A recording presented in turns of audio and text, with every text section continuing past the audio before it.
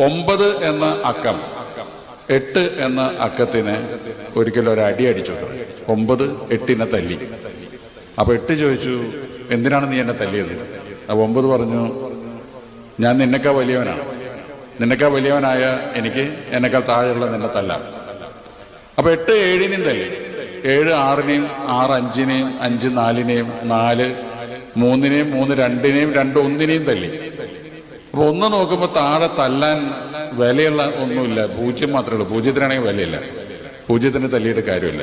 അപ്പൊ 1 വിചാരിച്ചു, ദുർബലനായ ഈ 0ത്തിനെ എന്നോട് ചേർത്ത് നിർത്തിയേക്കാം എന്ന് വിചാരിച്ചപ്പോ അത് 1ഉം 0 ചേർന്നപ്പോ 10ആയി മാറുകയും അതിന്റെ വില ഏറ്റവും കൂടുതൽ ഉയരുകയും ചെയ്തു.